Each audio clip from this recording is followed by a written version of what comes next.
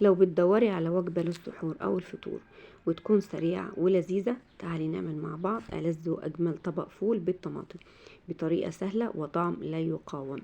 هتناسبك للسحور أو على الفطار، أو ممكن كمان تكون وجبة غدا للأيام العادية. قبل ما نبدأ الفيديو، أنا هند سليم ودي قناتي.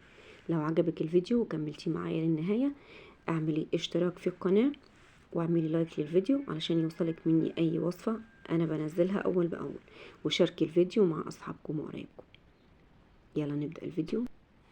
هعمل هنا أول حاجة هعملها طاسة على النار وتكون سخنة، أنزل عليها بمعلقة من السمنة، ولما السمنة معايا تسخن أحط معلقة من الثوم، أديها اللون الأصفر وما يكونش أصفر غامق علشان ما يمررش معايا طعم الفول.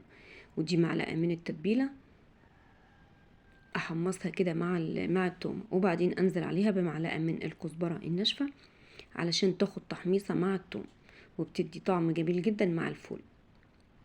بعدين هنزل عليها كده بطماطمتين مقطعين مكعبات صغيره، اقلبهم كده مع بعض واسيبهم لحد ما يتدبلوا معايا. ابدا ان انا اهدي النار شويه علشان الطماطم تبدا ان هي تستوي وتنزل اي ميه موجوده فيها.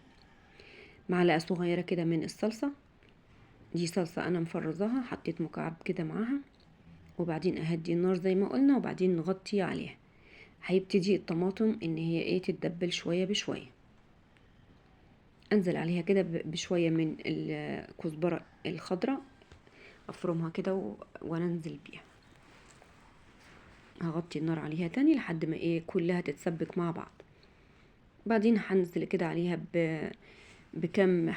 كام قطعة من الفلفل الالوان مقطعها حلقات صغيرة وانزل بيه.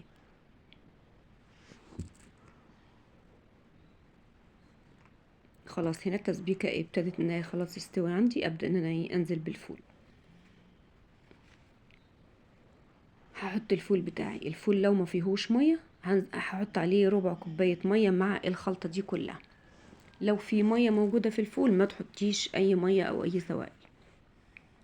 هسيبه كده واغطيه شوية لحد الفول ما يشرب من الصلصة بتاعته واظبط الملح بتاعه، وبعدين انزله. شايفين ما بقى معايا بالشكل ده؟ جميل جدا يا جماعة، وصفة جميلة جدا وطعم تحفة بجد ولذيذة وسهلة. هتقدميها على السحور او على الفطار، هتنفع كمان معاكي في الايام العادية. تعمليها وجبة للغدا لذيذة جدا ومغذية وممتعة جدا.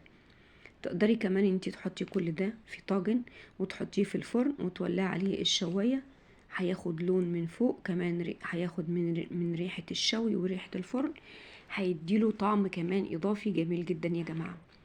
اجمل والذ طبق فول بالصلصة والطماطم، وصفة جميلة جدا، جربوها بإذن الله هتعجبكم.